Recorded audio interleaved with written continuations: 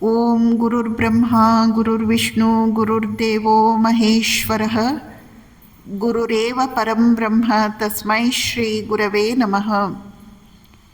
ಓಂ ಮೂಕಂ ಕರೋತಿ ವಾಚಾಲಂ ಪಂಗುಂ ಲಂಘಯತೆ ಗಿರಿಂ ಯತ್ಕೃಪಾತಮಹಂ ವಂದೇ ಪರಮಾನಂದ ಮಾಧವಂ.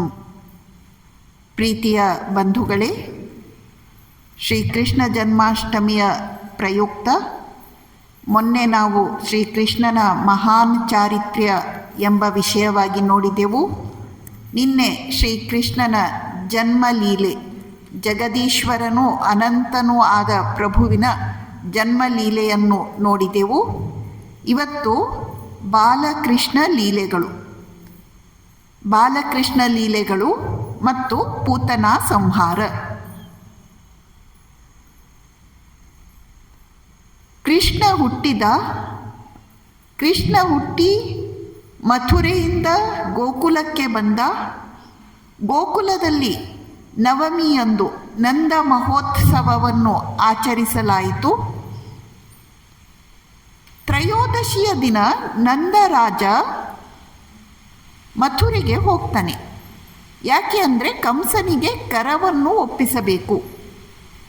ನಂದ ಮತ್ತು ಯಶೋದೆ ಯಾವಾಗ ಗೋಕುಲದಿಂದ ದೂರ ಹೋಗ್ತಾರೋ ಅಥವಾ ಕೃಷ್ಣನಿಂದ ದೂರ ಹೋಗ್ತಾರೋ ಆಗ ಎಲ್ಲ ಕೃಷ್ಣನಿಗೆ ಆಪತ್ತು ಬರುತ್ತವೆ. ಇದರ ಅರ್ಥ ಏನು? ಹೃದಯ ಮಂದಿರದಲ್ಲಿ ಭಗವಂತ ಇದ್ದಾನೆ. ಯಾವಾಗ ಜೀವಾತ್ಮ ನಂದ ಅಥವಾ ಯಶೋದೆ ಅವರು ಅಂತರಾಳದಲ್ಲಿರುವ ಪರಮಾತ್ಮನ ಕಡೆ ಗಮನ ಕೊಡುವುದನ್ನು ಬಿಟ್ಟು ಬಹಿರ್ಮುಖರಾಗ್ತಾರೋ ಆಗ ಒಳಗಿರುವ ಪರಮಾತ್ಮ ಮರೆಯಾಗಿ ಹೋಗ್ತಾನೆ. ಲೌಕಿಕ ಭೋಗ ಸಾಮಗ್ರಿಗಳೇ ಒಬ್ಬ ವ್ಯಕ್ತಿಯನ್ನು ಅಂತರಂಗದಲ್ಲಿರುವ ಪರಮಾತ್ಮನಿಂದ ದೂರ ಹೋಗುವಂತೆ ಮಾಡುತ್ತವೆ. ನಂದ ಕಂಸನಿಗೆ ಕರವನ್ನು ಕಟ್ಟಿದ. ತನಗೆ ವೃದ್ಧಾಪ್ಯದಲ್ಲಿ ಪುತ್ರ ಜನಿಸಿದ್ದಾನೆ ಎಂಬ ಸಂತಸದ ಸುದ್ದಿಯನ್ನು ತಿಳಿಸಿದ. ಕಂಸ ಕೂಡ ತುಂಬ ಸಂತೋಷಪಟ್ಟ, ನಂದನಿಗೆ ಮಗ ಹುಟ್ಟಿದ್ದಾನೆ ಅಂತ. ಆದರೆ ಅವನಿಗೆ ಗೊತ್ತಿಲ್ಲ ಅವನ ಯಮ ಈ ಬಾಲಕನೇ ಆಗಿದ್ದಾನೆ ಎಂಬುದು. ನಂದ ವಸುದೇವನನ್ನು ಭೇಟಿಯಾಗಲಿಕ್ಕೆ ಹೋಗ್ತಾನೆ. ವಸುದೇವನಿಗೆ ತನ್ನ ಪುತ್ರ ಹೇಗಿದ್ದಾನೆ ಅಂತ ತಿಳಿದುಕೊಳ್ಬೇಕು ಅನ್ನುವ ಕಾತರ, ಆದರೆ ನೇರವಾಗಿ ಕೇಳುವ ಹಾಗಿಲ್ಲ. ಆದ್ದರಿಂದ ಉಪಾಯವಾಗಿ, ನಿನ್ನ ಪುತ್ರ ಹೇಗಿದ್ದಾನೆ? ನನ್ನ ಪತ್ನಿ ರೋಹಿಣಿ ಮತ್ತು ಬಾಲಕ ಬಲರಾಮ ಅವರಿಬ್ಬರು ನಿಮ್ಮ ಜೊತೆ ಹೊಂದಿಕೊಂಡು ಸಂತೋಷದಿಂದ ಇದ್ದಾರೇನು ಎಂದು ಕೇಳುತ್ತಾನೆ. ನಂದ ವಿಷಯವನ್ನು ಹಂಚಿಕೊಂಡ ಬಳಿಕ ನಂದ ಹೊರಟು ನಿಂತಾಗ ವಸುದೇವ ಹೇಳುತ್ತಾನೆ, ನೀನು ಬೇಗ ಗೋಕುಲಕ್ಕೆ ಹೋಗು. ನನಗೆ ಅನ್ನಿಸ್ತಾ ಇದೆ ಗೋಕುಲಕ್ಕೆ ಯಾವುದೋ ವಿಪತ್ತು ಕಾದಿದೆ. ವಸುದೇವ ಸತ್ಯನಿಷ್ಠನ ವಾಕ್ಯ ಯಾವತ್ತೂ ಅಸತ್ಯ ಆಗಲಿಕ್ಕೆ ಸಾಧ್ಯವೇ ಇಲ್ಲ. ನಂದನಿಗೆ ಸ್ವಲ್ಪ ಆತಂಕ ಆಯಿತು. ಅವನು ಗೋಕುಲಕ್ಕೆ ಹೊರಟು ನಿಂತ. ಈ ಕಡೆ ಕಂಸ ಅಶರೀರವಾಣಿಯನ್ನು ಕೇಳಿ, ಯೋಗ ಮಾಯೆಯ ಅಶರೀರವಾಣಿಯನ್ನು ಕೇಳಿ ಭಯಭೀತನಾಗಿದ್ದ. ಅದಕ್ಕಾಗಿ ಅವನು 10 ದಿನಗಳ ಒಳಗೆ ಹುಟ್ಟಿದಂತಹ ಎಲ್ಲ ಮಕ್ಕಳನ್ನು ಕೊಲೆ ಮಾಡಬೇಕು ಅನ್ನುವ ಕೆಲಸಕ್ಕೆ ಪೂತನೆ ಎಂಬ ಒಬ್ಬ ಘೋರ ರಾಕ್ಷಸಿಯನ್ನು ನೇಮಿಸ್ತಾನೆ. ಪೂತನೆ ಊರಿಂದ ಊರಿಗೆ ಸಂಚಾರ ಮಾಡ್ತಾ ಸುಂದರಳಾದ ಯುವತಿಯ ವೇಷವನ್ನು ಧರಿಸಿಕೊಂಡು 10 ವರ್ಷದ ಒಳಗಡೆ ಹುಟ್ಟಿದಂತಹ ಮಕ್ಕಳನ್ನೆಲ್ಲ ಕೊಲೆ ಮಾಡ್ತಾ ಗೋಕುಲಕ್ಕೆ ಹೋಗ್ತಾಳೆ. ಪೂತನೆ ಗೋಕುಲಕ್ಕೆ ಬಂದದ್ದು ಚತುರ್ದಶಿ ದಿನ. ಇಲ್ಲಿ ವ್ಯಾಖ್ಯಾನಕಾರರು ವಿವರಣೆಯನ್ನು ಕೊಡ್ತಾರೆ.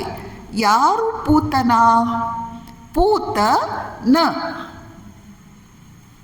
ಯಾವುದು ಪವಿತ್ರವಲ್ಲವೋ ಅದೆಲ್ಲ ಪೂತನ. ಯಾವುದು ಪವಿತ್ರವಾದದ್ದು? ನಹಿ ಜ್ಞಾನೇನ ಸದೃಶಂ ಪವಿತ್ರಂ ಇಹ ವಿದ್ಯತೆ. ಜ್ಞಾನಕ್ಕೆ ಸರಿಸಮನಾದ ಪರಮ ಪವಿತ್ರ ವಸ್ತು ಇನ್ನೊಂದು ಇಲ್ಲ. ಪೂತ ಯಾವುದು? ಜ್ಞಾನ. ಪೂತನ ಯಾವುದು? ಅಜ್ಞಾನ. ಯಾವುದು ಅಜ್ಞಾನ? ವಾಸನೆಗಳೇ ಅಜ್ಞಾನ. ಯಾವುದು ವಾಸನೆಗಳು? ಕಾಮ ಕಾಂಚನಾಸಕ್ತಿಯೇ ವಾಸನೆಗಳು. ಆದ್ದರಿಂದ ಪೂತನೆ ಅಂತ ಹೇಳಿದರೆ ಬೇರೆ ಯಾರೂ ಅಲ್ಲ, ನಮ್ಮ ಮನಸ್ಸಿನಲ್ಲೇ ಅಂತರ್ಗತವಾಗಿರುವ ಅವಿದ್ಯಾ ವಾಸನೆಗಳು. ಪೂತನೆ 14ನೆಯ ದಿನವೇ ನಂದ ಗೋಕುಲಕ್ಕೆ ಬರಲಿಕ್ಕೆ ಕಾರಣ ಏನು? ನಮ್ಮ ಚತುರ್ದಶ ಇಂದ್ರಿಯಗಳಲ್ಲಿ ಪೂತನೆ ವಾಸವಾಗಿರ್ತಾಳೆ. 14 ಇಂದ್ರಿಯಗಳಲ್ಲಿ ಪೂತನೆ ವಾಸವಾಗಿದ್ದಾಳೆ. 5 ಜ್ಞಾನೇಂದ್ರಿಯಗಳು, 5 ಕರ್ಮೇಂದ್ರಿಯಗಳು, ಮನಸ್ಸು, ಬುದ್ಧಿ, ಚಿತ್ತ, ಅಹಂಕಾರ. ಈ 14 ಜಾಗಗಳಲ್ಲಿ ವಾಸವಾಗಿರುವ ಪೂತನೆಯನ್ನು ನಾವು ಸಂಹಾರ ಮಾಡಿ ಹಾಕಬೇಕು. ರಾಮಾಯಣದಲ್ಲಿ ಕೂಡ ರಾಮ 14 ಸ್ಥಾನಗಳಲ್ಲಿ ಇರುವ ಶೂರ್ಪನಖಿಯನ್ನು ಅಥವಾ ಪೂತನೆಯನ್ನು ಸಂಹಾರ ಮಾಡಲಿಕ್ಕೆಂದು 14 ವರ್ಷ ವನವಾಸವನ್ನು ಮಾಡಿದ್ದು. ಕಣ್ಣು ಪರಸ್ತ್ರೀಯ ಹಿಂದೆ ಹೋಗ್ತಾ ಇದೆ ಅಂದರೆ ಕಣ್ಣಿನಲ್ಲಿ ಪೂತನೆಯ ಆವೇಶ ಆಗಿದೆ ಅಂತ ಅರ್ಥ. ಕಿವಿ ಅಶ್ಲೀಲ ವಿಚಾರಗಳನ್ನು ಕೇಳಲಿಕ್ಕೆ ಚುರುಕಾಗಿದ್ರೆ ಕಿವಿಯಲ್ಲಿ ಪೂತನೆಯ ಆವೇಶ ಆಗಿದೆ.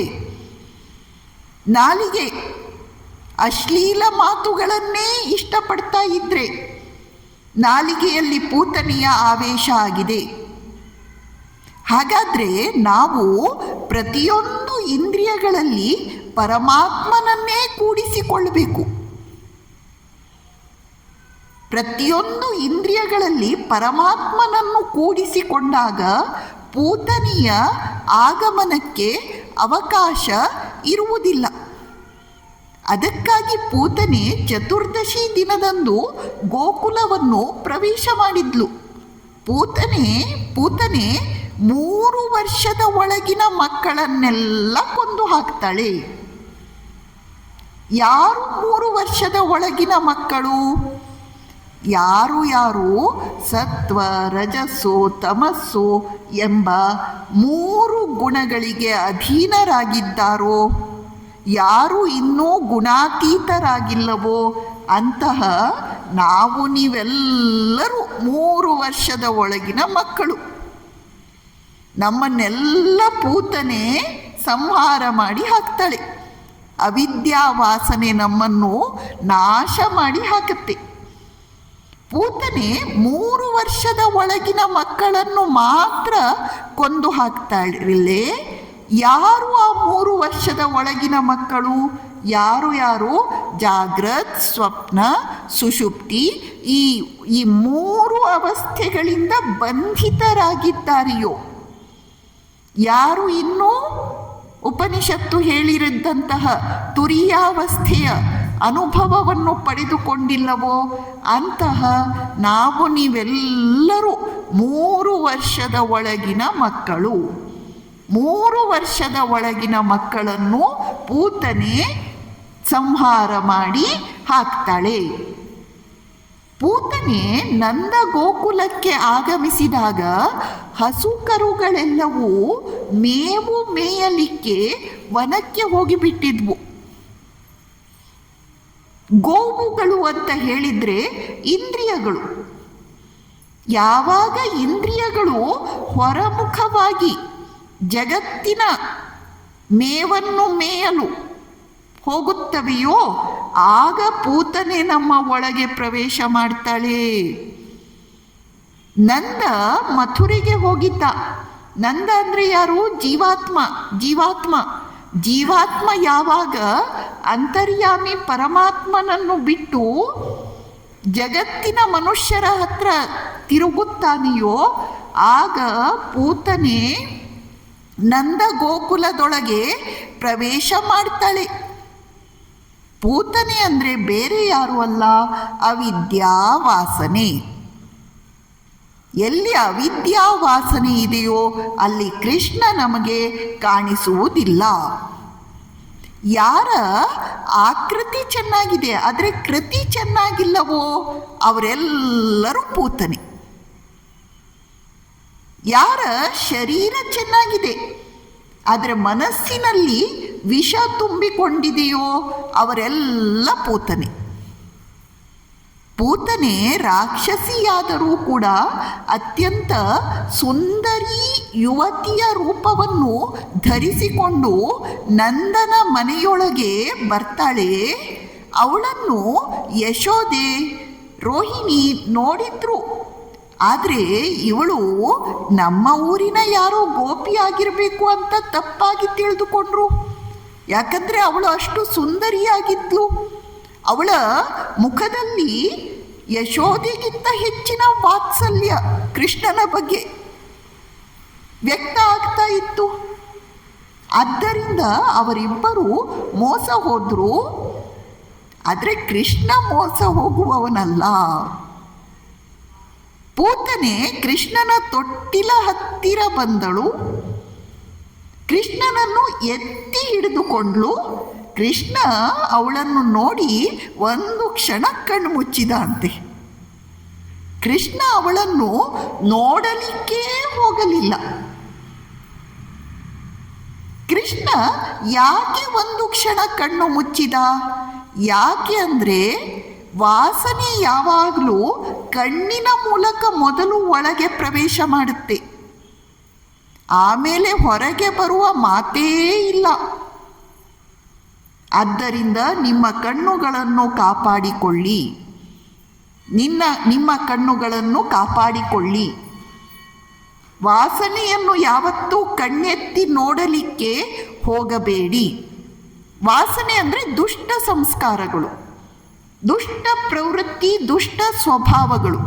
ಅದಕ್ಕಾಗಿ ಕೃಷ್ಣ ಪೂತನೆಯನ್ನು ಕಣ್ಣೆತ್ತಿ ನೋಡಲೇ ಇಲ್ಲ, ಒಂದು ಕ್ಷಣ ಕಣ್ಣು ಮುಚ್ಚಿದ. ಕೃಷ್ಣ ಪೂತನೆಯನ್ನು ನೋಡಿ ಒಂದು ಕ್ಷಣ ಕಣ್ಣು ಮುಚ್ಚಿದ.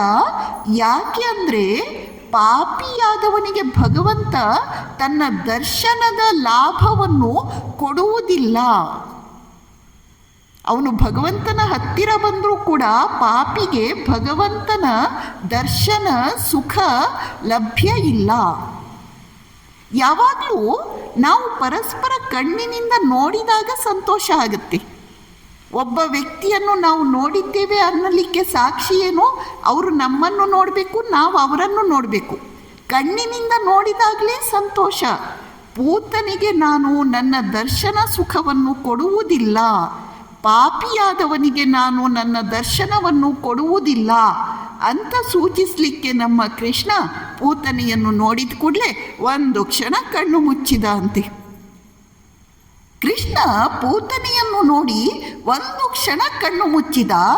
ಯಾಕಂದರೆ ಅವನಿಗೆ ಗೊತ್ತಿದೆ, ಯಾರು ಯಾರು ಅವನ ಕಣ್ಣನ್ನು ನೋಡುತ್ತಾರೋ ಅವರೆಲ್ಲರೂ ಜ್ಞಾನಿಗಳಾಗಿ ಹೋಗ್ತಾರೆ. ಅವರಿಗೆ ಕೃಷ್ಣ ಯಾರು, ಸಾಕ್ಷಾತ್ ಪರಬ್ರಹ್ಮ ಪರಮೇಶ್ವರ ಅಂತ ಗೊತ್ತಾಗಿ ಹೋಗುತ್ತೆ. ಆಗ ಪೂತನೆ ತಾನು ಯಾವ ಕೆಲಸ ಮಾಡಲಿಕ್ಕೆ ಬಂದಿದ್ದಾಳೋ ಆ ಕೆಲಸವನ್ನು ಮಾಡುವುದಿಲ್ಲ, ಭಗವಂತನ ಲೀಲೆ ಮುಂದುವರಿಯುವುದಿಲ್ವಲ್ಲ. ಅದಕ್ಕಾಗಿ ಭಗವಂತ ತನ್ನ ದೃಷ್ಟಿಯನ್ನು ಪೂತನಿಗೆ ತೋರಿಸಲೇ ಇಲ್ಲ, ಒಂದು ಕ್ಷಣ ಕಣ್ಣು ಮುಚ್ಚಿಬಿಟ್ಟ. ಕೃಷ್ಣ ಪೂತನೆಯನ್ನು ನೋಡಿ ಒಂದು ಕ್ಷಣ ಕಣ್ಣು ಮುಚ್ಚಿದ. ಯಾಕೆ ಅಂದರೆ ಭಗವಂತನ ಎರಡು ಕಣ್ಣುಗಳು ಸೂರ್ಯ ಮತ್ತು ಚಂದ್ರ. ನಾನು ಇವಳಿಗೆ ಪಿತೃಲೋಕವನ್ನೂ ಕೊಡಲ್ಲ, ದೇವಲೋಕವನ್ನೂ ಕೊಡಲ್ಲ. ನಾನು ಇವಳಿಗೆ ಬೇರೆಯೇ ಲೋಕಕ್ಕೆ ಕಳುಹಿಸಲಿಕ್ಕೆ ಇದ್ದೇನೆ ಎಂಬುದನ್ನು ಸೂಚಿಸಲಿಕ್ಕಾಗಿ ನಮ್ಮ ಕೃಷ್ಣ ಬಾಲಕ ಪಾಪು ಪೂತನೆಯನ್ನು ನೋಡಿ ಒಂದು ಕ್ಷಣ ಕಣ್ಣು ಮುಚ್ಚಿದ. ನಮ್ಮ ಕೃಷ್ಣ ಪೂತನೆಯನ್ನು ನೋಡಿ ಒಂದು ಕ್ಷಣ ಕಣ್ಣು ಮುಚ್ಚಿದ. ಯಾಕಂದರೆ ಅವನಿಗೆ ಏನು ಯೋಚನೆ ಬಂತು ಅಂದರೆ, ಒಂದು ಜೀವಿ ನನ್ನ ಹತ್ತಿರ ಬರಬೇಕಾದ್ರೆ, ಒಂದು ಜೀವಿ ನನ್ನ ಹತ್ತಿರ ಬರಬೇಕಾದ್ರೆ ಯಾವುದೋ ಜನ್ಮದಲ್ಲಿ ಏನೋ ಪುಣ್ಯವನ್ನು ಮಾಡಿರಲೇಬೇಕು. ಇವಳು ಯಾವ ಜನ್ಮದಲ್ಲಿ ಅದೇನು ಪುಣ್ಯ ಮಾಡಿದ್ಲು, ಸ್ವಲ್ಪ ಬಯೋಡೇಟಾ ತೆಗೆದು ನೋಡೋಣ ಅಂತ ನಮ್ಮ ಸ್ವಾಮಿ ಒಂದು ಕ್ಷಣ ಕಣ್ಣು ಮುಚ್ಚಿದ. ಪೂತನೆ ಹಿಂದಿನ ಜನ್ಮದಲ್ಲಿ ಬಲಿಚಕ್ರವರ್ತಿಯ ಮಗಳು. ಬಲಿಚಕ್ರವರ್ತಿಯ ಮಗಳು ರತ್ನಮಾಲಾ ಆಗಿರ್ತಾಳೆ. ಯಾವಾಗ ನಮ್ಮ ವಾಮನ ಸ್ವಾಮಿ ಬಲಿಚಕ್ರವರ್ತಿಯ ಹತ್ತಿರ ಬಂದನೋ, ಮುದ್ದಾಗಿ ಮಾತನಾಡಿದ್ನೋ, ಅವಳಿಗೆ ಈ ಬಾಲಕನ ಬಗ್ಗೆ ಅಪಾರ ವಾತ್ಸಲ್ಯ, ಪ್ರೇಮ ಉಕ್ಕಿ ಬಂತು. ಆದರೆ ಯಾವಾಗ ಇದೇ ಬಾಲಕ ನಮ್ಮ ವಾಮನ ಮೂರ್ತಿ ತ್ರಿವಿಕ್ರಮನಾಗಿ ಬಲಿಚಕ್ರವರ್ತಿಯನ್ನು ಅವನ ತಲೆಯ ಮೇಲೆ ಪಾದವನ್ನು ಇಟ್ಟು ಪಾತಾಳ ಲೋಕಕ್ಕೆ ನೂಕಿದನೋ, ಆಗ ಇವಳಿಗೆ ತನ್ನ ತಂದೆ ಅಲ್ವಾ, ಅವಳಿಗೆ ಈ ಬಾಲಕ ವಾಮನನ ಮೇಲೆ ಭಯಂಕರ ದ್ವೇಷ ಬಂತು. ಹೀಗೆ ಅವಳ ಮನಸ್ಸಿನಲ್ಲಿ ವಾತ್ಸಲ್ಯ, ದ್ವೇಷ ಎರಡೂ ಭಾವನೆಗಳು ಅತ್ಯಂತ ತೀವ್ರವಾಗಿದ್ವು. ಅದರ ಪರಿಣಾಮವಾಗಿ ಅವಳು ಈ ಸಲ ನಮ್ಮ ಕೃಷ್ಣಸ್ವಾಮಿಯ ಹತ್ತಿರ ಬಂದಿದ್ದಾಳೆ. ವಾತ್ಸಲ್ಯ ಇದೆ, ವಾತ್ಸಲ್ಯದಿಂದ ಅವಳು ಹಾಲು ಉಣಿಸ್ತಾ ಇದ್ದಾಳೆ.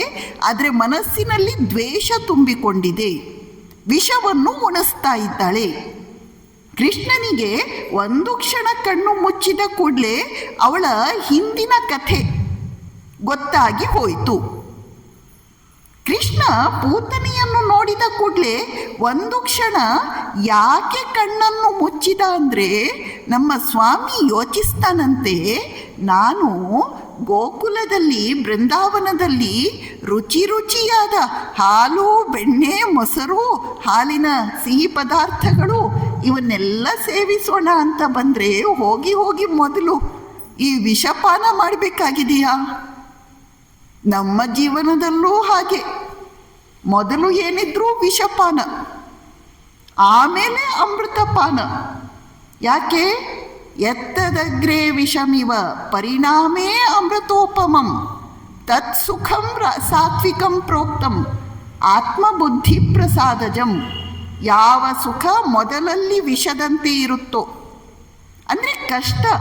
ಮನುಷ್ಯನಿಗೆ ನೀತಿ, ನಿಯಮ, ಸಂಯಮ, ಭಕ್ತಿ, ಶ್ರದ್ಧೆ ಇವೆಲ್ಲ ಕಷ್ಟ. ಯಾಕೆ ಕಷ್ಟ ಅಂದರೆ ಇವನಿಗೆ ಇಷ್ಟ ಇಲ್ಲ, ಇವನಿಗೇನಿದ್ರೂ ಭೋಗ ಸುಖ ಬೇಕು.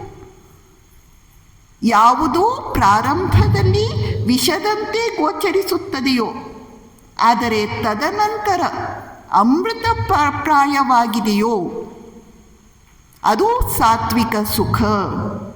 ಕೃಷ್ಣನ ಜೀವನದಲ್ಲಿ ಅಷ್ಟೇ ಅಲ್ಲ, ನಿಮ್ಮೆಲ್ಲರ ಜೀವನದಲ್ಲಿಯೂ ಹಾಗೆಯೇ. ಮೊದಲು ಯಾವಾಗಲೂ ವಿಷವನ್ನು ದಾಟಿ ಬನ್ನಿ, ಆಗ ಅಮೃತ. ಅದನ್ನು ಸೂಚಿಸಲಿಕ್ಕೆ ನಮ್ಮ ಕೃಷ್ಣ ಪೂತನೆಯನ್ನು ನೋಡಿ ಒಂದು ಕ್ಷಣ ಕಣ್ಣು ಮುಚ್ಚಿದ. ಕೃಷ್ಣ ಪೂತನೆಯನ್ನು ನೋಡಿ ಒಂದು ಕ್ಷಣ ಕಣ್ಣು ಮುಚ್ಚಿದ. ಯಾಕಂದರೆ ಅವನು ಯೋಚನೆ ಮಾಡ್ತಾನೆ, ನನಗೆ ವಿಷವನ್ನು ಉಣಿಸಲಿರುವ ಪೂತನಿಗೆ ನಾನು ಮೋಕ್ಷವನ್ನು ಕೊಡಬೇಕು ಎಂದು ತೀರ್ಮಾನ ಮಾಡಿದ್ದೇನೆ. ಈಗ ನನಗೆ ಯಾರು ರುಚಿಯಾದ ಹಾಲು, ಬೆಣ್ಣೆ, ಹಾಲಿನ ಸಿಹಿ ಪದಾರ್ಥಗಳು ಇವನ್ನೆಲ್ಲ ತಿನ್ನಿಸ್ಲಿಕ್ಕಿದ್ದಾರೋ ಅಂತಹ ಗೋಪಿಯರಿಗೆ, ಆ ಯಶೋದೆಗೆ ನಾನು ಯಾವ ಪದವನ್ನು ಕೊಡಲಿ? ಯಾಕಂದರೆ ಮೋಕ್ಷಕ್ಕಿಂತ ಶ್ರೇಷ್ಠವಾದದ್ದು ಇನ್ನೊಂದು ಪದ ಇಲ್ವಲ್ಲ.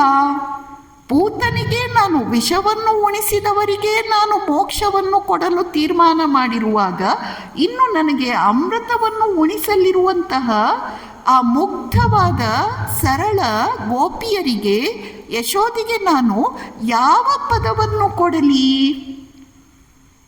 ಎಂದು ನಮ್ಮ ಸ್ವಾಮಿ ಕೃಷ್ಣ ಆಲೋಚನಾಪರನಾದ.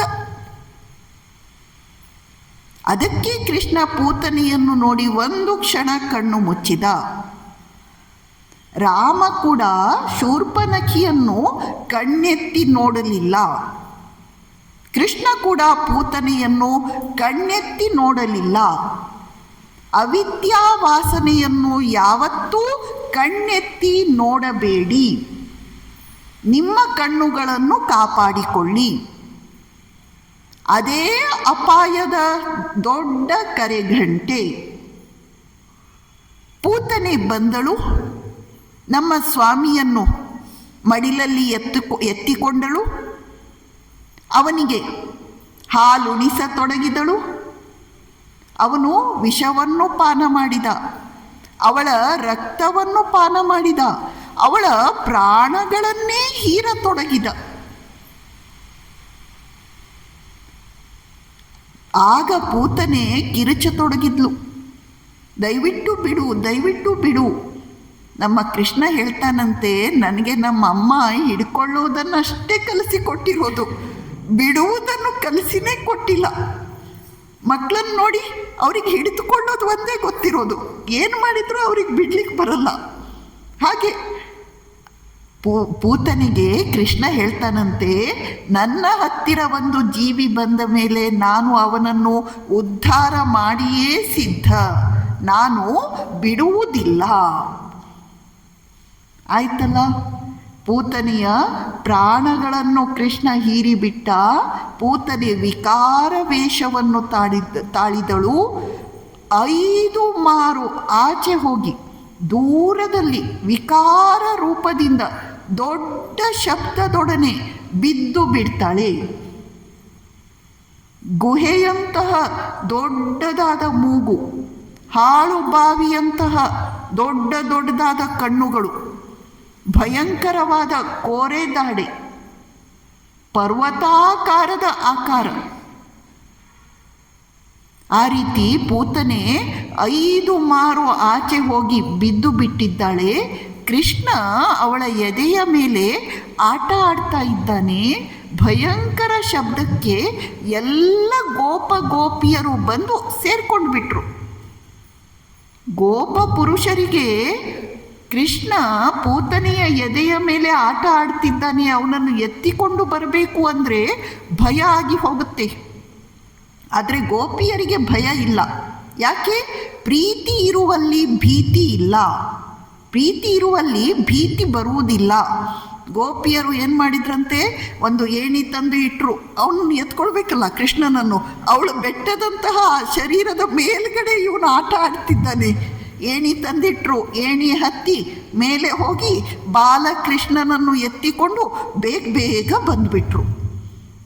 ಗೋಪಿಯರಿಗೆಲ್ಲ ಏನು ಚಿಂತೆ ಅಂದರೆ, ನಮ್ಮ ಬಾಲಕೃಷ್ಣನಿಗೆ ರಾಕ್ಷಸಿಯ ಸ್ಪರ್ಶ ಆಗಿದೆ, ಅದು ಅಪವಿತ್ರವಾದದ್ದು, ಕಳಂಕಪ್ರಾಯವಾದದ್ದು. ಅದಕ್ಕೆ ಅವ್ರು ಏನು ಮಾಡಿದ್ರು, ಹಸುವಿನ ಬಾಲದಿಂದ 3 ಸಲ ದೃಷ್ಟಿ ತೆಗೆದ್ರು.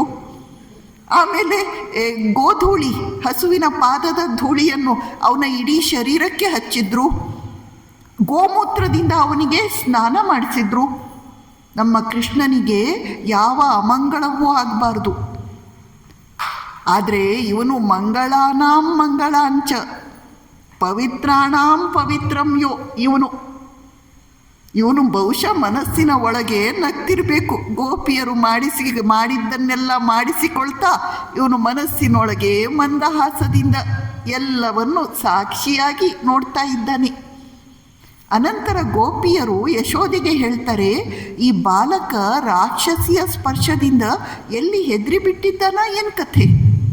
ಇವನು ಭಯಾನಾಂ ಭಯಾನಂಚ ಭೀಷಣಾನಾಂಚ ಭೀಷಣಂ. ಇವನಿಗೆ ಭಯ ಎಲ್ಲಿ ಅದು? ಆದರೆ ಪಾಪ ಗೋಪಿಯರ ಭಕ್ತಿ ಭಾವನೆ, ಇವನು ಎಲ್ಲಿ ಹೆದರಿ ಬಿಟ್ಟಿದ್ದಾನೋ ನೋಡೋಣ, ಇವನಿಗೆ ಹಾಲು ಕುಡಿಸು. ಇವನು ಹಾಲು ಕುಡಿದ ಅಂದರೆ ಹೆದರಿಲ್ಲ ಅಂತ ಅರ್ಥ ಅಂತ ಗೋಪಿಯರು ಯಶೋದೆಗೆ ಹೇಳಿದರು. ಬಾಲಕ ಒಂದಿನಿತೂ ಹೆದರಿರಲಿಲ್ಲ, ಅವನೇ ಹೆದರಿಸುವವನು ಎಲ್ರಿಗೂ. ಅದು ಸರಿ, ಪೂತನೆ 5 ಮಾರು ಆಚೆ ಹೋಗಿ ಬಿದ್ದು ಪ್ರಾಣವನ್ನು ಬಿಟ್ಲಲ್ಲ. ಯಾವಾಗ ಭಗವತ್ ಸಂಸ್ಪರ್ಶ ಆಗುತ್ತದೆಯೋ ಆಗ ಜೀವಿ ಅವಿದ್ಯಾವಾಸನೆಯನ್ನು ದಾಟಿ ಪಂಚಕೋಶಗಳ ಆಚೆ, ಅನ್ನಮಯ, ಪ್ರಾಣಮಯ, ಮನೋಮಯ, ವಿಜ್ಞಾನಮಯ ಆನಂದಮಯ ಎಂಬ ಪಂಚಕೋಶಗಳ ಆಚೆ ಹೋಗಿ ಬೀಳ್ತಾನೆ. ಅದಕ್ಕಾಗಿ ಪೂತನೆ ಪಂಚಕೋಶಗಳ ಆಚೆ ಬಿದ್ಲು. ಅವಳಿಗೆ ಶ್ರೀಕೃಷ್ಣನ ಸ್ಪರ್ಶವಾಗಿದ್ದರಿಂದ ಮೋಕ್ಷ ಪದವೇ ಸಿಕ್ಕಿತು ಎಂಬುದನ್ನು ಪ್ರತ್ಯೇಕವಾಗಿ ಹೇಳಲೇಬೇಕಾಗಿಲ್ಲ. ಪೂತನೆ ನಂದ ಗೋಕುಲಕ್ಕೆ ಬಂದಾಗ ಕೃಷ್ಣ ಹುಟ್ಟಿ 6 ದಿನ ಆಗಿತ್ತು. ಯಾವಾಗ ವ್ಯಕ್ತಿ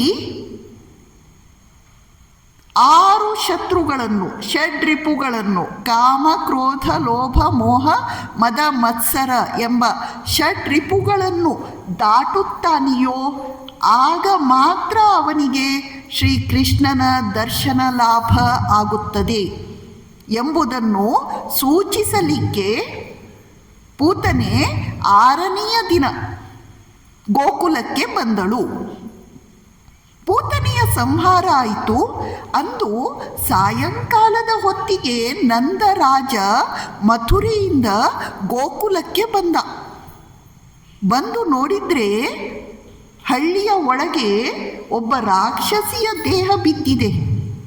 ವಸುದೇವ ಹೇಳಿದ್ದು ಸತ್ಯ ಆಯಿತು. ವಸುದೇವನ ಮಾತು ಯಾವತ್ತೂ ಅಸತ್ಯ ಆಗಲಿಕ್ಕೆ ಸಾಧ್ಯ ಇಲ್ಲ. ನಿಜಕ್ಕೂ ನಮ್ಮ ಬಾಲಕೃಷ್ಣನಿಗೆ ದೊಡ್ಡ ಆಪತ್ತು ಬಂದುಬಿಟ್ಟಿತ್ತು. ಪಾಪ ನೋಡಿ, ಹುಟ್ಟಿದ ಪಾಪು 6 ದಿನದವನು. ಅಷ್ಟರಲ್ಲಿ ಕಷ್ಟಗಳ ಸುರಿಮಳೆ ಆರಂಭ ಆಯಿತು. ಪಾಪ ಅವನ ಕಷ್ಟದ ಮುಂದೆ ನಿಮ್ಮ ಕಷ್ಟಗಳು ಏನೂ ಅಲ್ಲ.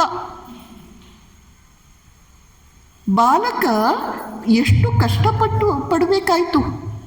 ನಂದರಾಜ ಏನು ಮಾಡ್ತಾನೆ, ಈ ಪೂತನಿಯ ಈಗ ಶರೀರವನ್ನು ಅಂತ್ಯಕ್ರಿಯೆ ಮಾಡಬೇಕು.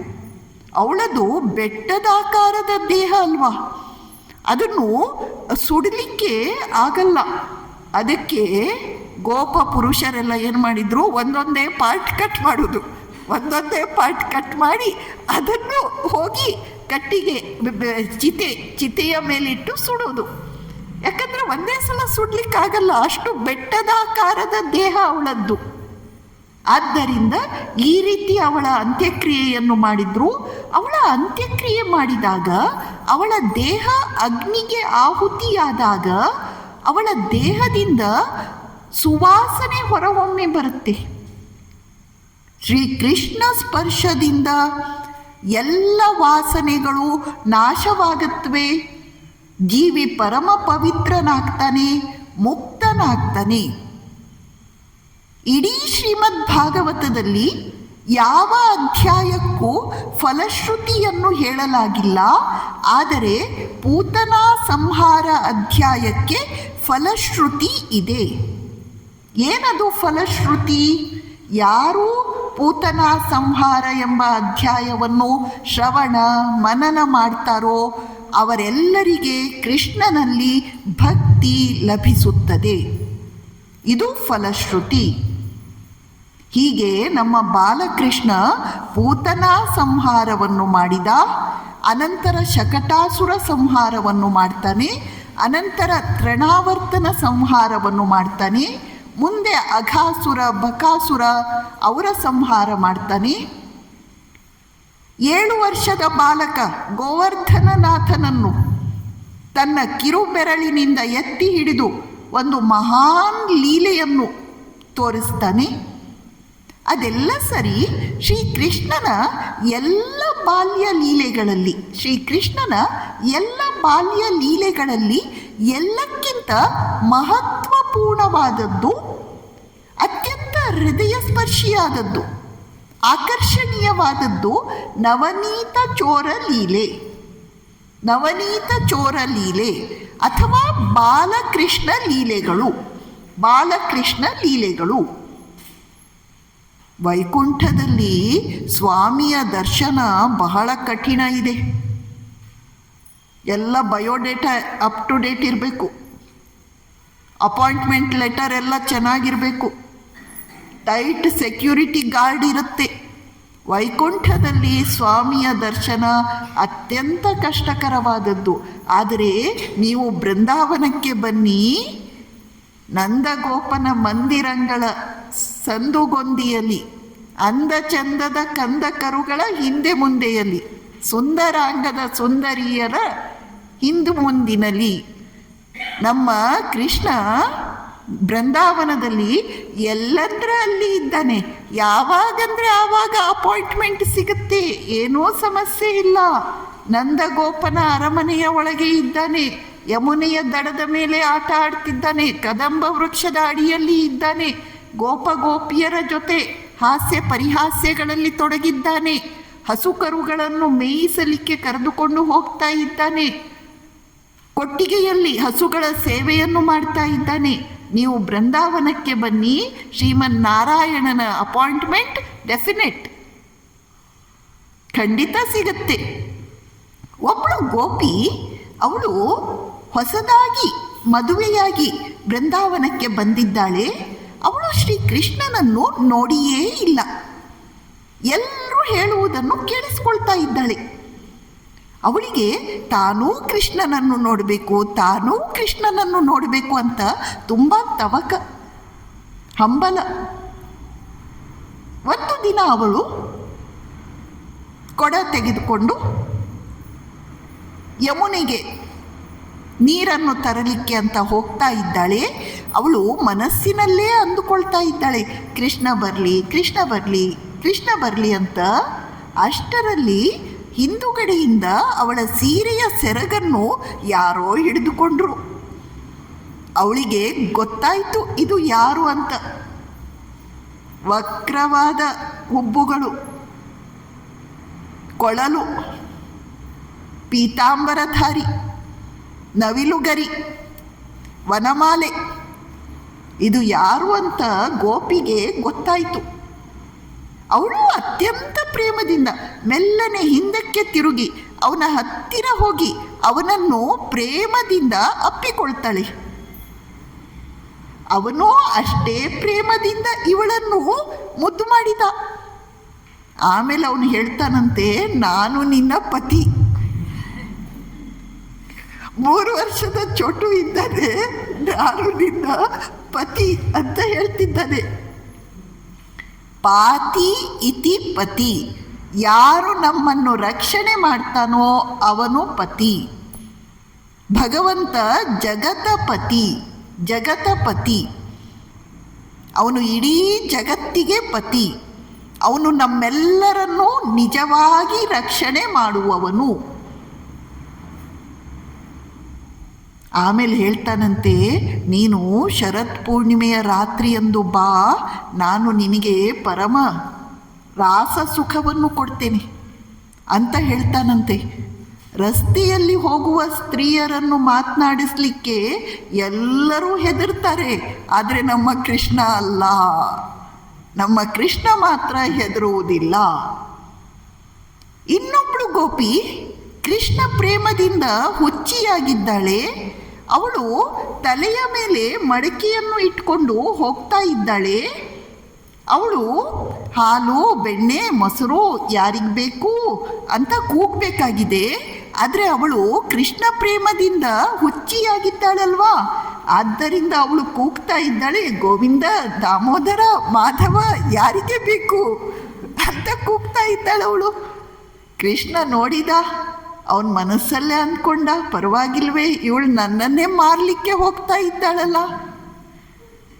ಗೋಪಿಯ ಭಾವ ಅತ್ಯಂತ ದಟ್ಟವಾದದ್ದು, ಗಂಭೀರವಾದದ್ದು. ಯಾವಾಗ ಪ್ರೇಮ ಆಳವಾಗುತ್ತೋ, ಯಾವಾಗ ಪ್ರೇಮ ಪರಿಶುದ್ಧ ಆಗುತ್ತೋ, ಆಗ ಭಾವ ಜಾಗೃತಿಯಾಗುತ್ತೆ. ಮುಖ್ಯವಾಗಿ ಬೇಕಾದದ್ದು ಭಾವ. ಚೈತನ್ಯ ಮಹಾಪ್ರಭುವಿನ ಜೀವನದಲ್ಲಿ ನಾವು ನೋಡ್ತೇವೆ. ಚೈತನ್ಯ ಮಹಾಪ್ರಭು ಅವರಿಗೆ ಜಗನ್ನಾಥ ಅಂತ ಹೇಳಲಿಕ್ಕಾಗ್ತಾ ಇರಲಿಲ್ಲ. ಭಾವ ತುಂಬಿ ಶರೀರವೆಲ್ಲ ಪುಲಕಿತವಾಗಿ ರೋಮಾಂಚನಗೊಂಡು ರೋಮಗಳು ನಿಮಿರಿ ನಿಂತು ಪ್ರೇಮಾಶ್ರುಗಳು ಹರಿದು ಅವನು ಜ ಜ ಜ ಜ ಜ ಜ ಜ ಅಂತ ಅಷ್ಟೇ ಹೇಳ್ತಾ ಇದ್ದ. ಜಗನ್ನಾಥ ಅಂತ ಹೇಳಲಿಕ್ಕಾಗಲ್ಲ. ಇನ್ನೊಮ್ಮೆ ಚೈತನ್ಯ ಮಹಾಪ್ರಭು ಒಂದು ಹುಣ್ಣಿಮೆಯ ರಾತ್ರಿಯಂದು ತನ್ನ ಸಣ್ಣ ಕೋಣೆ ಇದೆ, ಅವನದ್ದು ಸಣ್ಣ ಕೋಣೆ, ಆ ಕೋಣೆಯೊಳಗೆ ಎಲ್ಲ ಕಡೆ ಗೋಡೆಗಳಿಗೆ ತಲೆ ಹೊಡೆದುಕೊಳ್ತಾನೇ ಇದ್ದಾನೆ. ಯಾಕಂದರೆ ಅವನಿಗೆ ಬಾಗಿಲ ಮೂಲಕ ಹೊರಕ್ಕೆ ಬರಬೇಕಾಗಿದೆ. ಭಾವಾವಸ್ಥೆಯಲ್ಲಿ ಇದ್ದುದರಿಂದ ಬಾಗಿಲು ಎಲ್ಲಿದೆ ಗೊತ್ತಾಗ್ತಾ ಇಲ್ಲ, ಕಣ್ತುಂಬ ಪ್ರೇಮಾಶ್ರುಗಳು. ಆದ್ದರಿಂದ ಕೋಣೆಯ 4 ಗೋಡೆಗಳಿಗೆ ಒಂದೇ ಸಮನೆ ತಲೆ ಹೊಡ್ಕೊಳ್ತಾ ಗೋ ಗೋ ಗೋ ಗೋ ಗೋ ಗೋ ಅಂತ ಹೇಳ್ತಾ ಇದ್ದಾನೆ. ಗೋ ಅಂದರೆ ಗೋವಿಂದ ಗೋವಿಂದ ಗೋವಿಂದ, ಗೋ ಗೋ ಗೋ ಗೋ ಅಂತ ಹೇಳ್ತಾನೆ ಇದ್ದಾನೆ. ಇಂಗ್ಲೀಷ್ನ ಗೋ ಅಲ್ಲ, ಮತ್ತೆ ಇದು ಸಂಸ್ಕೃತದ ಗೋ, ಗೋವಿಂದ ಗೋವಿಂದ ಅಂತ ಹೇಳ್ತಾ ಇದ್ದಾನೆ. ಭಾವ ಭಾವ ಭಾವ ಪಕ್ವವಾಗಬೇಕು. ಭಾವ ಪಕ್ವವಾಯಿತೋ ಪ್ರೇಮ. ಶ್ರೀರಾಮಕೃಷ್ಣರು ಶ್ರೀರಾಮಕೃಷ್ಣ ವಚನ ವೇದದಲ್ಲಿ ಹೇಳುತ್ತಾರೆ, ಪ್ರಹ್ಲಾದನನ್ನು, ಬಾಲಕ ಪ್ರಹ್ಲಾದನನ್ನು ಶಾಲೆಗೆ ಸೇರಿಸಲಾಗುತ್ತೆ. ಅವರ ಗುರುಗಳು ಚಂಡ ಅಮರ್ಕರು ಅವನಿಗೆ ಅಕ್ಷರಾಭ್ಯಾಸ ಮಾಡಿಸ್ತಾ ಇದ್ದಾರೆ. ಅ ಆ ಈ ಎಲ್ಲ ಕಲಿಸಿ ಆಯಿತು. ಈಗ ಅವರು ಪ್ರಹ್ಲಾದನ ಕೈ ಹಿಡಿದು ಕ ಬರೆಯುವುದನ್ನು ಕಲಿಸಿದ್ರು. ಯಾವಾಗ ಪ್ರಹ್ಲಾದನಿಗೆ ಅವನ ಗುರುಗಳು ಮಗು ಇದು ಕ ಅಂತ ಹೇಳಿದಾಗ ಅವನು ಒಂದೇ ಸಮನೆ ಅಳಲಿಕ್ಕೆ ಶುರು ಮಾಡಿದ. ಯಾಕೆ, ಏನಾಯಿತು? ಕ ಶಬ್ದವನ್ನು ಕೇಳಿ ಅವನಿಗೆ ಕೃಷ್ಣನ ನೆನಪಾಯಿತು. ನಮಗೆ ಕೃಷ್ಣ ಅಂತ ಪೂರ್ತಿ ಹೇಳಿದ್ರು ಕೃಷ್ಣ ನೆನಪಾಗಲ್ಲ, ಮನಸ್ಸು ಇನ್ನೆಲ್ಲೋ ಹೋಗಿರುತ್ತೆ. ಅವನಿಗೆ ಕ ಶಬ್ದವನ್ನು ಹೇಳಿದೊಡನೆ ಕೃಷ್ಣನ ನೆನಪಾಗಿ ಪ್ರೇಮ ಉಕ್ಕಿ ಭಾವ ದುಂಬಿ ಕ ಅಂತ ಅಳ್ತಾನೆ, ಕಣ್ಣೀರು ಹಾಕ್ತಾನೆ. ಇದು ಭಾವ. ಹಾಗೆಯೇ ಗೋಪಿ ಕೂಡ ಭಾವಾವಸ್ಥೆಯಲ್ಲಿ ಮಡಕೆಯನ್ನು ಹಿಡಿದುಕೊಂಡು ಗೋವಿಂದ ಯಾರಿಗೆ ಬೇಕು, ದಾಮೋದರ ಯಾರಿಗೆ ಬೇಕು, ಮಾಧವ ಯಾರಿಗೆ ಬೇಕು ಅಂತ ಕೂಗ್ತಾ ಹೋಗ್ತಿದ್ದಾಳೆ. ಆಗ ಕೃಷ್ಣ ಎದುರುಗಡೆಯಿಂದ ಬಂದ, ಬಾಲಕೃಷ್ಣ ಬಂದ. ಅವನು ಹೇಳ್ತಾನೆ, ನಾನು ಗೋಕುಲದ ರಾಜ, ನನಗೆ ಬೆಣ್ಣೆ ಕೊಡು. ಎಲ್ಲಿ ಪ್ರೀತಿ ಇದೆಯೋ ಅಲ್ಲಿ ಸತಾಯಿಸ್ಲಿಕ್ಕೆ ಬಹಳ ಚೆನ್ನಾಗನ್ಸುತ್ತೆ. ಒಳಗಡೆ ಮಹಾಪ್ರೇಮ ಇದೆ, ಹೊರಗಡೆ ಮಾತ್ರ ಹುಸಿ ಮುನಿಸು. ಗೋಪಿ ಹೇಳ್ತಾಳೆ, ನೀನು ಯಾವ ಸೀಮೆಯ ಗೋಕುಲದ ರಾಜ? ಗೋಕುಲದ ರಾಜ ಬಲರಾಮ. ನಾನು ಅವನಿಗೆ ಬೆಣ್ಣೆ ಕೊಡ್ತೇನೆ, ನಿನಗೆ ಯಾಕೆ ಬೆಣ್ಣೆ ಕೊಡಲಿ ನಾನು? ಹೋಗಿ ಹೋಗಿ ಈ ನಂದರಾಜ ಎಲ್ಲಿಂದ ಈ ಕರಿಯನನ್ನು ಎತ್ಕೊಂಡು ಬಂದನು, ನಾನು ನಿನಗೆ ಬೆಣ್ಣೆ ಕೊಡಲ್ಲ, ಗೋಪಿ ಹೇಳಿದ್ಲು. ಕೃಷ್ಣ ಮುದ್ದು ಮಾಡ್ತಾನೆ, ಕೊಡು ಕೊಡು ಅಂತ ಕೇಳ್ತಾನೆ. ಗೋಪಿ ಅವನ ಕೈಯಿಂದ ತಪ್ಪಿಸ್ಕೊಂಡು ಮುಂದಕ್ಕೆ ಓಡಿ ಹೋದ್ಲು. ಇವನು ಹೋಗಿ ಅಲ್ಲಿ ಒಂದು ಕಟ್ಟೆ ಇರುತ್ತೆ, ಹಳೆ ಕಾಲದಲ್ಲಿ ಎಲ್ಲ ಮನೆಗಳ ಹೊರಗಡೆ, ಅಂಗಡಿಗಳ ಹೊರಗಡೆ ಒಂದು ಕಟ್ಟೆ ಇರ್ತಿತ್ತು ಕುಳಿತುಕೊಳ್ಳಿಕ್ಕೆ. ಆ ಕಟ್ಟೆ ಮೇಲೆ ಹೋಗಿ ಕೂತ್ಕೊಂಡ, ಮುಖ ಊದಿಸ್ಕೊಂಡು ಬಿಟ್ಟಿದ್ದಾನೆ. ಗೋಪಿಗೆ ಎದೆಯೇ ಕಿತ್ತು ಬಂದಂತಾಯಿತು. ಅವನ ಮುಖ ಊದಿಸ್ಕೊಂಡು ಬಿಟ್ಟನಲ್ಲ. ಅದಕ್ಕೆ ಗೋಪಿ ಮುಂದೆ ಬಂದು ಅವನನ್ನು ಮುದ್ದುಗರೆದು, ತಗೋ ಬೆಣ್ಣೆ ಕೊಡ್ತೇನೆ, ತಗೋ ತಗೋ ಅಂತ ಹೇಳಿದರೆ, ಈಗ ಇವನಿಗೆ ಕೋಪ ಬಂದುಬಿಟ್ಟಿದೆ. ಇವನು ನನಗೆ ಬೇಡ ಹೋಗು ಅಂತ ಹೇಳಿದ. ಏನು ಮಾಡೋದು? ಗೋಪಿ ಮುಂದಕ್ಕೆ ಹೋದ್ಲು. ಅವಳು 10 ಹೆಜ್ಜೆ ಇಡ್ಲಿಕ್ಕಿಲ್ಲ, ಇವನ ಪಕ್ಕದಲ್ಲಿದ್ದ ಒಂದು ಕಲ್ಲನ್ನು ಎತ್ಕೊಂಡ, ನೇರವಾಗಿ ಗುರಿ ಇಟ್ಟ, ಚೆನ್ನಾಗಿ ಹೊಡೆದು ಬಿಟ್ಟ. ಮಡಿಕೆ ಒಡೆಯಿತು. ಮಡಿಕೆಯೊಳಗಿನ ಬೆಣ್ಣೆ ಎಲ್ಲ ಅವಳ ಮುಖದ ಮೇಲೆ ಚೆಲ್ಲಿ ಹೋಯಿತು. ಮಡಕೆ ಅಂದರೆ ನಮ್ಮ ದೇಹ, ದೇಹವೇ ಮಡಕೆ. ಭಗವಂತನ ಹತ್ತಿರ ಹೋದಾಗ ಅವನು ನಮ್ಮ ದೇಹದ ಅಭಿಮಾನವನ್ನು ಒಡೆದು ಹಾಕ್ತಾನೆ, ದೇಹದ ಅಭಿಮಾನವನ್ನು ನಾಶ ಮಾಡಿ ಹಾಕ್ತಾನೆ. ಅದು ನಮಗೆ ಅತ್ಯಂತ ಅವಶ್ಯಕವಾಗಿ ಬೇಕಾಗಿದೆ. ಬೆಣ್ಣೆ ಎಲ್ಲ ಚೆಲ್ಲಿ ಹೋಯಿತು ಅಂದರೆ ಸದ್ಗುಣಗಳ ಅಭಿಮಾನವೂ ಇಲ್ಲ. ಅದು ನವನೀತ ಚೋರ ಲೀಲೆಯ ಹಿಂದಿನ ತಾತ್ಪರ್ಯ, ಹಿಂದಿನ ತತ್ವ.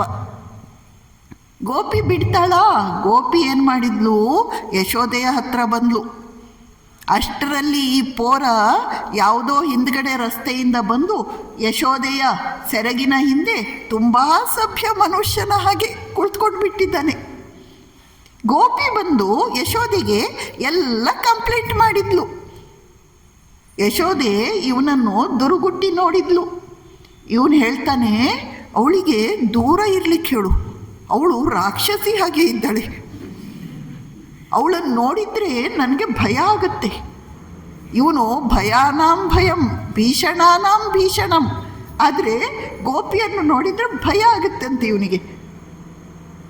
ಹೇಳ್ತಾನೆ, ನಾನು ಮಡಿಕೆ ಒಡೆದು ಹಾಕಿದ್ದಕ್ಕೆ, ಬೆಣ್ಣೆ ಚೆಲ್ಲುವಂತೆ ಮಾಡಿದ್ದಕ್ಕೆ ಕಾರಣ ಇದೆ. ಏನು ಅಂದರೆ ಅವಳು 3 ದಿನ 4 ದಿನ ಹಳೆಯ ಬೆಣ್ಣೆಯನ್ನೆಲ್ಲ ತೆಗೆದುಕೊಂಡು ಬಂದು ಮಾರುತ್ತಾಳೆ. ಅದನ್ನೆಲ್ಲ ತಿಂದರೆ ಬೇರೆ ನನ್ನ ಮಿತ್ರರಿಗೆ ಆರೋಗ್ಯ ಕೆಡಲ್ವಾ? ಅದಕ್ಕಾಗಿ ನಾನು ಮಡಿಕೆಯನ್ನು ಒಡೆದು ಹಾಕಿದೆ. ಈ ಹುಡುಗ ಎಷ್ಟು ಸುಳ್ಳು ಹೇಳ್ತಿದ್ದಾನೆ ಅಂತ ಗೋಪಿಗೂ ಗೊತ್ತಾಯಿತು, ಯಶೋದೆಗೂ ಗೊತ್ತಾಯಿತು. ಎಲ್ಲರೂ ನಗ್ತಾರೆ. ಇದು ನವನೀತ ಚೋರ ಲೀಲೆ. ಇಂತಹ ಕಥೆಗಳನ್ನು ಕುರಿತಂತೆ ಇರುವ ಹಾಡುಗಳು ಉತ್ತರ ಭಾರತದಲ್ಲಿ, ಅದರಲ್ಲೂ ಬೃಂದಾವನದಲ್ಲಿ ಇಂತಹ ಕಥೆಗಳನ್ನು ಹೇಳುವಂತಹ ಹಾಡುಗಳು, ಭಜನೆಗಳು ಒಂದೇ ಎರಡೇ, ಅಸಂಖ್ಯ ಭಜನೆಗಳು. ಇನ್ನೊಮ್ಮೆ ನಮ್ಮ ಈ ಹುಡುಗ ಏನು ಮಾಡಿದ್ದಾನೆ, ಹಳೆ ಕಾಲದಲ್ಲಿ ದೊಡ್ಡ ಮಡಿಕೆ ಇರ್ತಿತ್ತು, ಎತ್ತರದ ಮಡಿಕೆ ಇರ್ತಿತ್ತು. ಆ ಮಡಿಕೆ, ಬೆಣ್ಣೆ ಮಡಿಕೆಯೊಳಗೆ ಪೂರ್ತಿ ಕೈ ಹಾಕಿಬಿಟ್ಟಿದ್ದಾನೆ. ಅಷ್ಟರಲ್ಲಿ ಒಬ್ಳು ಗೋಪಿ ಬಂದು ಇವನನ್ನು ಹಿಡಿದುಕೊಂಡು ಬಿಟ್ಲು. ಏನು ಮಾಡ್ತಿದ್ದೀಯಾ? ಆಗ ನಮ್ಮ ರಾಜ ಕೃಷ್ಣ ಹೇಳ್ತಾನೆ, ನಾನು ಬೆಣ್ಣೆ ಕದೀತಾ ಇಲ್ಲ, ನಿಜವಾಗಿ ಕದೀತಾ ಇಲ್ಲ. ಅದು ಏನು ಅಂದರೆ, ನನ್ನ ಒಂದು ಕರು ಇದೆ, ಅದು ಬೆಳ್ಳಗೆ ಇದೆ. ಈ ಬೆಣ್ಣೆ ಹೇಗಿದೆ ಅಲ್ಲ, ಹಾಗೇ ಬೆಳ್ಳಗೆ ಇದೆ. ಆ ಕರು ಕಳೆದು ಹೋಗಿದೆ. ಅದೇನಾದರೂ ಈ ಮಡಿಕೆಯೊಳಗಿದೆಯಾ, ಈ ಮಡಿಕೆಯೊಳಗೆ ಅದು ಏನಾದರೂ ಇದೆಯಾ ಅಂತ ನಾನು ಹುಡುಕ್ತಾ ಇದ್ದೇನೆ ಅಂತ ಹೇಳ್ತಾನೆ. ಆದರೆ ಗೋಪಿ ಅಷ್ಟು ಬೇಗ ಬಿಡುವವಳಲ್ಲ, ಅವಳು ಬಹಳ ಜಾಣ ಇದ್ದಾಳೆ. ಅವಳು ಹೇಳ್ತಾಳೆ, ಅದೆಲ್ಲ ಸರಿ, ಆದರೆ ಇಲ್ಲೆಲ್ಲ ಏನು ಹತ್ಕೊಂಡಿದೆ, ಅದೆಲ್ಲ ಏನು ಅಂತ. ಆಗ ಬಾಲಕೃಷ್ಣ ಹೇಳ್ತಾನಂತೆ, ಓ ಅದೇನಿಲ್ಲ, ಒಂದು ಸೊಳ್ಳೆ ಇಲ್ಲಿ ಕೂತ್ಕೊಂಡ್ಬಿಟ್ಟಿತ್ತು, ಅದಕ್ಕೆ ನಾನು ಹೀಗೆ ಮಾಡಿ ಹೊಡಿಲಿಕ್ಕೆ ಹೋದೆ, ಅದು ಅದರಿಂದ ಇಲ್ಲೆಲ್ಲ ಬೆಣ್ಣೆ ಹತ್ತಿಬಿಟ್ಟಿದೆ ಅಂತ ಕೃಷ್ಣ ಹೇಳ್ತಾನಂತೆ. ಇವೆಲ್ಲ ನವನೀತ ಚೋರ ಲೀಲೆಗಳು. ಇನ್ನೊಮ್ಮೆ ನಮ್ಮ ಕೃಷ್ಣ ದೊಡ್ಡ ಮಡಿಕೆ, ಹಳೆ ಕಾಲದಲ್ಲಿ ಇರ್ತಿತ್ತಲ್ಲ ಆ ರೀತಿ ದೊಡ್ಡ ಮಡಿಕೆ, ಅದರ ಒಳಗಡೆ ಕೈ ತುರುಕಿದ್ದಾನೆ. ಅಷ್ಟರಲ್ಲಿ ಒಬ್ಳು ಗೋಪಿ ಬಂದು ಹಿಡಿದುಕೊಂಡೇ ಬಿಟ್ಲು. ಏನಿದು ಇದೆಲ್ಲ? ನಿನಗೆ ಯಶೋದೆ ಬೆಣ್ಣೆ ಕೊಡಲ್ವಾ? ಯಾಕೆ ನೀನು ಮನೆಗೆ ಬಂದು ಕದಿಯುವುದು ಅಂತ ಹಿಡಿದುಕೊಂಡ್ಬಿಟ್ಲು. ಆಗ ಕೃಷ್ಣ ಹೇಳ್ತಾನೆ, ನನ್ನ ಕೈಯಲ್ಲಿ ವಜ್ರದ ಕಡಗ ಇದೆ ಅಲ್ವಾ, ಆ ಕಡಗ ಹಾಕ್ಕೊಂಡು ನನಗೆ ಹೀಟ್ ಆಗಿಬಿಟ್ಟಿದೆ. ಅದಕ್ಕಾಗಿ ಈ ಬೆಣ್ಣೆಯೊಳಗೆ ಕೈ ಮುಳುಗಿಸಿಟ್ರೆ ತಂಪಾಗತ್ತೆ, ಅದಕ್ಕಾಗಿ ನಾನು ಈ ರೀತಿ ಮಾಡಿದ್ದು ಅಂತ ಹೇಳ್ತಾನೆ. ಇವನು ಯಾವಾಗ ಯಾವ ಗೋಪಿಯ ಮಡಕೆಯನ್ನು ಒಡೆದು ಹಾಕಿದ್ರೂ ಆಶ್ಚರ್ಯಪಡುವಂತಿಲ್ಲ. ನಾವು ನೀವೇ ಗೋಪಿಯರು, ಕೃಷ್ಣ ದರ್ಶನಕ್ಕಾಗಿ, ಕೃಷ್ಣ ಮಿಲನಕ್ಕಾಗಿ ಹಾತೊರೆಯುತ್ತಿರುವ ಜೀವಿಯಾದ ನಾವು ನೀವೇ ಗೋಪಿಯರು. ಭಗವಂತ ನಮ್ಮ ಶರೀರ ಅಭಿಮಾನ, ದೇಹಾಭಿಮಾನ ಅನ್ನುವ ಮಡಕೆಯನ್ನು ಒಡೆದು ಹಾಕ್ತಾನೆ. ಬೇರೆ ಎಲ್ಲ ದೇವದೇವಿಯರು ಸಂಸಾರದಿಂದ ಬಹಳ ಹೆದರಿಬಿಟ್ಟಿದ್ದಾರೆ. ಸಂಸಾರ ಭಯದಿಂದ ಅವರು ಬೇರೆ ಬೇರೆ ಅಸ್ತ್ರಶಸ್ತ್ರಗಳನ್ನು ಕೈಯಲ್ಲಿ ಧರಿಸಿಕೊಂಡಿದ್ದಾರೆ. ಆದರೆ ನಮ್ಮ ಕೃಷ್ಣನ ಕೈಯಲ್ಲಿ ಯಾವ ಅಸ್ತ್ರಶಸ್ತ್ರ ಇಲ್ಲ. ಅವನ ಕೈಯಲ್ಲಿರುವುದು ಕೊಳಲು ಅಷ್ಟೇ. ಆ ಕೊಳಲಿನ ವಾದನಕ್ಕೆ ಸಂಸಾರದ ಮೋಹ ನಾಶವಾಗಿ ಹೋಗುತ್ತೆ. ಆ ಕೊಳಲಿನ ವಾದನಕ್ಕೆ ಸಂಸಾರ ಮೋಹ ನಷ್ಟವಾಗಿ ಹೋಗುತ್ತದೆ. ಕೊಳಲಿನ ನಾದವನ್ನು ಕೇಳಲಿಕ್ಕಿಲ್ಲ. ರಾಧಾಕೃಷ್ಣ ರಾಧಾಕೃಷ್ಣ ರಾಧಾಕೃಷ್ಣ ಮಂತ್ರ ಆರಂಭ ಆಗುತ್ತೆ. ಎಂತೆಂತಹ ಯೋಗಿಯತಿಗಳು, ಮಹಾನ್ ಋಷಿ ಪುಂಗವರು, ಮಹಾತ್ಮರು ಈ ಗೋಪಿಯರ ಹಿಂದೆ ಹಿಂದೆ ಓಡುವಂತಹ ನವನೀತ ಚೋರನ ದಾಸನಾಗಿ ಬಿಟ್ಟಿದ್ದಾರಲ್ಲ. ಏನು ಆಶ್ಚರ್ಯ ಇದು, ಏನು ಆಶ್ಚರ್ಯ. ಇದಕ್ಕಿಂತ ಘನತರವಾದ ಭಾವವನ್ನು ಹೇಳುವಂತಹ ಮಾತು ಏನು ಅಂದರೆ, ಒಮ್ಮೆ ಒಬ್ಬಳು ಗೋಪಿ ಹೇಳ್ತಾಳೆ, ಹೇ ಕೃಷ್ಣ, ನಾನು ಅಡಿಗೆ ಮಾಡುವಾಗ ಮಾತ್ರ ಕೊಳಲು ಊದಬೇಡ. ನಾನು ಅಡಿಗೆ ಮಾಡುವಾಗ ಮಾತ್ರ ಕೊಳಲು ಊದಬೇಡ. ಯಾಕೆ? ಆ ಕೊಳಲಿನ ನಾದಕ್ಕೆ ಇಡೀ ಪ್ರಕೃತಿ ಹುಚ್ಚೆತ್ತು ಹೋಗುತ್ತದೆ. ಆ ಕೊಳಲಿನ ನಾದಕ್ಕೆ ಮೈ ಮರೆತು ನನ್ನ ಒಲೆಯಲ್ಲಿರುವ ಅಗ್ನಿ ಇದೆಯಲ್ಲ, ಅದು ಪ್ರೇಮಾಶ್ರುಗಳನ್ನು ಹಾಕತೊಡಗುತ್ತೆ. ಒಲೆಯಲ್ಲಿರುವ ಬೆಂಕಿ ಪ್ರೇಮಾಶ್ರುವನ್ನು ಹಾಕುವುದಂದ್ರೇನು? ಇನ್ನು ಆ ಬೆಂಕಿ ಪ್ರೇಮಾಶ್ರುಗಳನ್ನು ಹಾಕಿದರೆ ನನ್ನ ಅಡಿಗೆ ಆಗುವ ಪರಿ ಎಂತು? ನಾನು ಅಡಿಗೆ ಮಾಡದಿದ್ದರೆ ನನ್ನ ಅತ್ತೆ ಮಾವ ನನ್ನನ್ನು ಬೈಯುವುದಿಲ್ವಾ? ಹೇ ಕೃಷ್ಣ, ನಾನು ಅಡಿಗೆ ಮಾಡುವಾಗ ಮಾತ್ರ ಕೊಳಲು ವಾದನವನ್ನು ಮಾಡಬೇಡ. ಭಾಷೆ ಲೌಕಿಕ, ಭಾವ ಅಲೌಕಿಕ. ಭಾಷೆ ಲೌಕಿಕ, ಭಾವ ಅಲೌಕಿಕವಾದದ್ದು. ಭಾಷೆ ನೀವು ಬಳಸುವಂತಹ ವ್ಯಾವಹಾರಿಕ ಭಾಷೆ, ಆದರೆ ಅದು ಹೇಳುವ ಫಿಲಾಸಫಿ ಇದೆಯಲ್ಲ, ಅದು ಹೇಳುವಂತಹ ತತ್ವ ಇದೆಯಲ್ಲ, ಅದು ಅತ್ಯಂತ ಉನ್ನತವಾದದ್ದು. ಅದು ಹೋಗಲಿ, ನಮ್ಮ ಕೃಷ್ಣ ಯಾಕೆ ಬೆಣ್ಣೆಯನ್ನು ಕದೀತಾ ಇದ್ದ? ಏನು ಯಶೋದೆ ಅವನಿಗೆ ಬೇಕೆಂಬಷ್ಟು ಬೆಣ್ಣೆಯನ್ನು ಸುರಿಲಿಕ್ಕೆ ತಯಾರಿರುವಾಗ ಇವನು ಯಾಕೆ ಗೋಪಿಯರ ಮನೆಗಳಿಗೆ ಹೋಗಿ ಬೆಣ್ಣೆಯನ್ನು ಕದಿಯಬೇಕು? ಒಂದು ಸಲ ಒಬ್ಬ ಕೃಷ್ಣನ ಫ್ರೆಂಡ್ ಯದುಮಂಗಲ ಇದ್ದ. ಕೃಷ್ಣ ಕೇಳ್ತಾನೆ, ನೀನು ಯಾಕೆ ಇಷ್ಟು ತೆಳ್ಗೆ ಇದ್ದೀಯ? ನಮ್ಮ ಹಾಗೆ ಚೆನ್ನಾಗಿ ತಿಂದು ದಷ್ಟಪುಷ್ಟ ಆಗು. ನಾವು ಭಗವಂತನ ಹತ್ರ ಹೋದಾಗ ಭಗವಂತ ನಮಗೆ ಹೇಳ್ತಾನಂತೆ, ನೀನು ನನ್ನಂತೆ ಆಗು. ನಾವು ಭಗವಂತನ ಹತ್ತಿರ ಹೋದಾಗ ಭಗವಂತ ನಮಗೆ ಹೇಳ್ತಾನಂತೆ, ನೀನು ನನ್ನ ಹಾಗೆ ಆಗಬೇಕು. ಬ್ರಹ್ಮವಿದ್ ಬ್ರಹ್ಮೈವ ಭವತಿ. ನೀನು ಯಾಕೆ ಇಷ್ಟು ತೆಳ್ಗೆ ಇದ್ದೀಯಾ? ಯಾಕೆ ನೀನು ಸರಿಯಾಗಿ ತಿನ್ನಲ್ವಾ, ಕುಡಿಯಲ್ವಾ? ನಿಮ್ಮ ಅಪ್ಪ ಅಮ್ಮ ದುಡಿಯಲ್ವಾ? ಯದುಮಂಗಲ ಹೇಳ್ತಾನೆ, ನಮ್ಮ ಅಪ್ಪ ಅಮ್ಮ ಬೆವರು ಸುರಿಸಿ ದುಡಿತಾರೆ, ಇಡೀ ದಿನ ದುಡಿತಾರೆ. ಆದರೆ ಕಂಸನಿಗೆ ಕರವನ್ನು ಕಟ್ಟಲಿಕ್ಕೆ ನಾವು ದುಡಿದದ್ದು ಎಲ್ಲ ಬೆಣ್ಣೆ ಹೊರಟು ಹೋಗುತ್ತೆ. ಆದ್ದರಿಂದ ನಮಗೆ ಆಹಾರಕ್ಕೆ ಇಲ್ಲ, ನಾವು ಏನು ತಿನ್ನುವುದು? ಆಗ ಕೃಷ್ಣ ಹೇಳ್ತಾನೆ, ಇಷ್ಟು ಚೋಟು ಇದ್ದಾನೆ, ಹೇಳ್ತಾನೆ, ಇನ್ಮೇಲಿಂದ ಕಂಸನಿಗೆ ಯಾರೂ ಟ್ಯಾಕ್ಸ್ ಕಟ್ಟಲಿಕ್ಕಿಲ್ಲ, ಇನ್ಮೇಲಿಂದ ಕಂಸನಿಗೆ ಯಾರೂ ಕರವನ್ನು ಕಟ್ಟಲಿಕ್ಕಿಲ್ಲ. ಅಷ್ಟೇ ಅಲ್ಲ ಯದುಮಂಗಲ, ಇನ್ನು ಮೇಲಿಂದ ನಾನು ನಿನಗೆ ಬೆಣ್ಣೆಯನ್ನು ಒದಗಿಸ್ತೇನೆ. ಎಲ್ಲಿಂದ ಒದಗಿಸ್ತೀಯ? ನಿಮ್ಮ ಅಮ್ಮ ಯಶೋದ ಎಷ್ಟು ಬೆಣ್ಣೆ ಅಂತ ಕೊಡ್ಲಿಕ್ಕಾಗುತ್ತೆ? ಊರಿನ ಎಲ್ಲ ಮಕ್ಕಳಿಗೆ ಅವಳು ಬೆಣ್ಣೆ ಕೊಡ್ಲಿಕ್ಕಾಗುತ್ತಾ? ಕೃಷ್ಣ ಹೇಳ್ತಾನೆ, ನಾನು ಅಮ್ಮ ಯಶೋದೆ ಹತ್ರ ಬೇಡ್ಲಿಕ್ಕೆ ಹೋಗಲ್ಲ, ನಾನೇ ಸಂಪಾದನೆ ಮಾಡ್ತೀನಿ. ಇವನು ಸಂಪಾದನೆ ಮಾಡುವ ಮೆಥಡ್ ಏನು? ಕಳ್ತನ. ನಾನೇ ಸಂಪಾದನೆ ಮಾಡ್ತೀನಿ ಅಂತ ಹೇಳಿಬಿಟ್ಟ. ಭಗವಂತ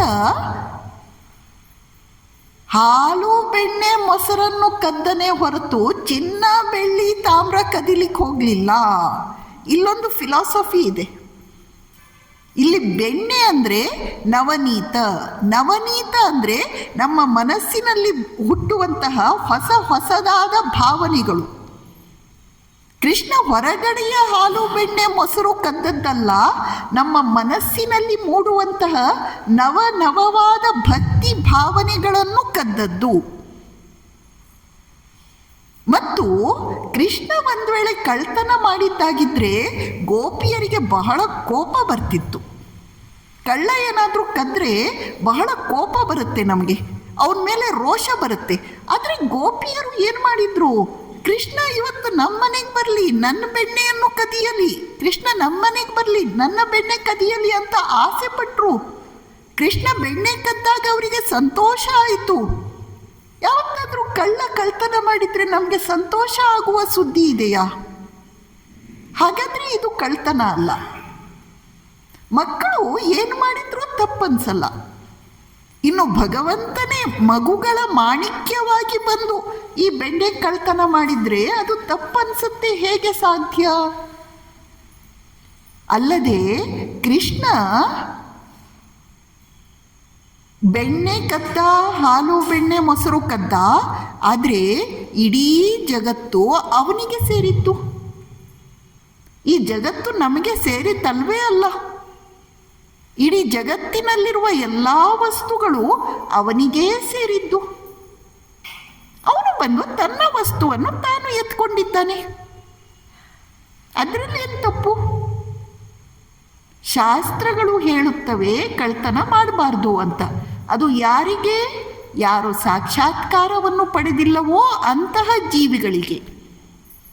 ಸಾಕ್ಷಾತ್ಕಾರವನ್ನು ಪಡೆದುಕೊಂಡವರು, ಭಗವಂತನೇ ಆದವನು, ಅವನು ಶಾಸ್ತ್ರವಾಕ್ಯವನ್ನು ಪಾಲಿಸಬೇಕಾಗಿಲ್ಲ. ಅವನು ಶಾಸ್ತ್ರಗಳನ್ನು ಮೀರಿ ನಿಲ್ತಾನೆ.